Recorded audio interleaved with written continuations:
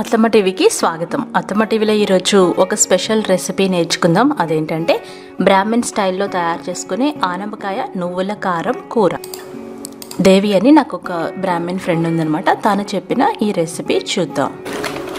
వాళ్ళ ఇంట్లో ఎలా చేస్తారో ఈ ఆనపకాయ నువ్వుల కారం, అలాగే తను చెప్పింది అదే నేను మీకు ప్రజెంట్ చేస్తున్నాను. మరి చూద్దామా?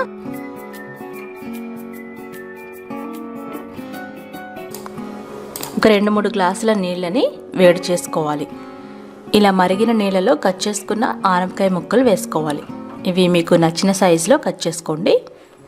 ఒక 5-6 నిమిషాల పాటు ఉడికించుకోవాలి. ఉడికించుకున్న తర్వాత వాటిని తీసి ఒక ప్లేట్లో పెట్టుకోవాలి.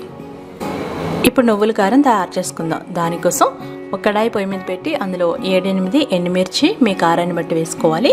5-6 టేబుల్ స్పూన్ల నువ్వులు వేసుకోవాలి. ఇక్కడ నేను తెల్ల నువ్వులు వేసాను. వీటిని డ్రై రోస్ట్ చేసుకోవాలి 1-2 నిమిషాలు. ఇవి బాగా వేగిన తర్వాత ఒక మిక్సీ జార్లో తీసుకొని చల్లారిన తర్వాత గ్రైండ్ చేసి పెట్టుకోవాలి.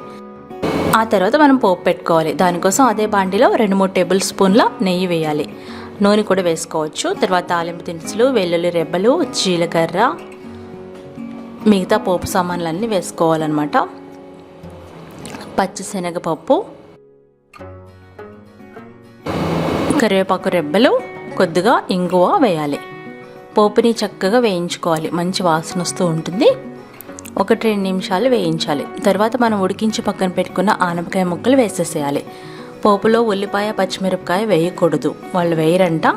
సో మనం డైరెక్ట్గా ఓన్లీ పోపు దినుసులు మాత్రమే వేసాము. కొద్దిగా వేగిన తర్వాత 1/2 టీ స్పూన్ పసుపు వేయాలి.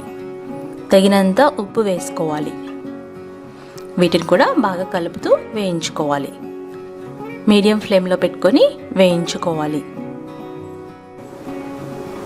ఇప్పుడు అందులో 1 గ్లాసు పాలు పోసుకోవాలి. ఈ పాలతో మనం కూర చేస్తాం, కానీ ఇది కొంచెం డిఫరెంట్గా అనిపించింది అనమాట, అందుకని నేను వీడియో చేసి పెడుతున్నాను. పాలు పోసుకొని లో ఫ్లేమ్లో పెట్టి పాలు మొత్తం ఎగిరిపోయేంత వరకు కూరని ఉడికించుకోవాలి. ఆల్రెడీ ఉడికించాం కాబట్టి తొందరగా ఉడికిపోతుంది. ఇప్పుడు గ్రైండ్ చేసి పెట్టుకున్న నువ్వుల కారం వేసుకోవాలి. నువ్వుల కారం వేసిన తర్వాత లో ఫ్లేమ్లో పెట్టి 2-3 నిమిషాలు వేయించుకోవాలి. అంతే, కూర రెడీ అయిపోయింది. ఈ స్పెషల్ బ్రాహ్మణ్ స్టైల్ ఆనపకాయ నువ్వుల కారం కూర రోటీలోకి, చపాతీలోకి, అన్నంలో కూడా బాగుంది. మీరు ట్రై చేయండి ఒకసారి. ఎప్పుడు చేసే కూర కాకుండా ఇలా కొత్తగా ఒకసారి ట్రై చేయండి. మీకు నచ్చినట్లయితే లైక్ చేయండి, షేర్ చేయండి, కామెంట్ చేయండి. మరికొన్ని వంటల కోసం అత్తమ్మ టీవీ సబ్స్క్రైబ్ చేసుకుని బెల్ సింబల్ని క్లిక్ చేయండి.